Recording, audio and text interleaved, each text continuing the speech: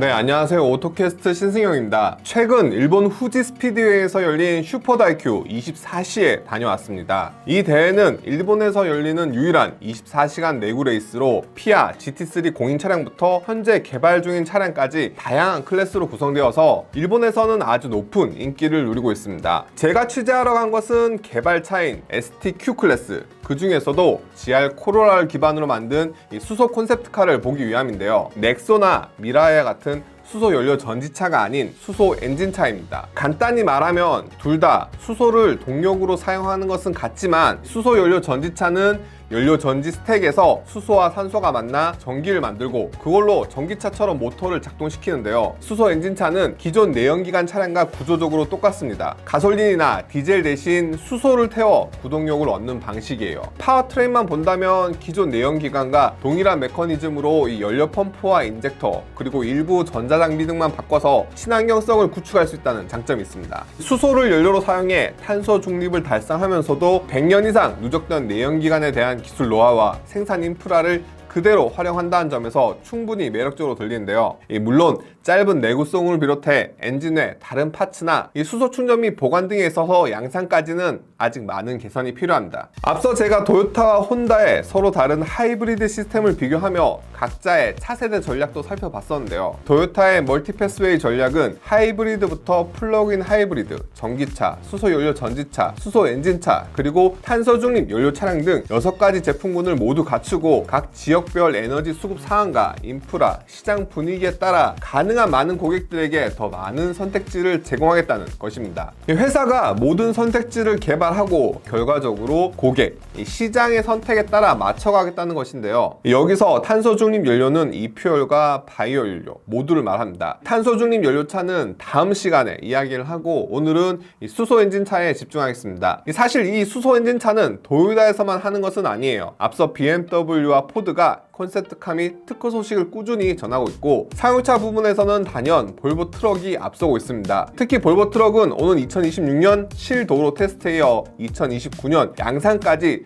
수소엔진 트럭 계획을 확정 지었는데요. 도요타는 모터스포츠 사업부이자 레이싱팀인 GR 가주 레이싱을 통해 수소엔진 차에 대한 가능성을 꾸준히 확인하고 있습니다. 가주 레이싱의 모토가 모터스포츠를 통해 더 좋은 차 만들기인 만큼 도요타의 새로운 R&D 방향성과 그 수준을 알아보려면 이렇게 모터스포츠 현장에서 직접 보는 것도 좋은 방법이죠. 도요타 GR은 2022 시즌 WRC 벨기에전을 비롯해 이전에도 꾸준히 수소엔진 차로 레이싱 대회에 참가했는데요. 이번 슈퍼다이큐 24시에 출전한 GR 코롤라 H2 콘셉트는 이전과 비교해 크게 두 가지가 눈에 띄었습니다. 먼저 액체 수소를 사용하며 바뀐 타원형 연료 탱크입니다. 전체 탱크 용량은 약 22%밖에 늘지 않았지만 이전보다 2배에 달하는 수소를 담을 수 있고 주행 거리는 2.5배나 더 증가했습니다. 더욱이 액체 수소는 이 고압 충전을 위해 별도의 승합 시설도 필요하지 않아 전체 충전 공간도 4분의 1로 줄어들었고 충전 시간도 감소했는데요. 물론 수소 액화를 위해 값비싼 냉각 시설을 갖춰야 하고 액화 수소에 대한 보관 문제부터 차량 연료 계통의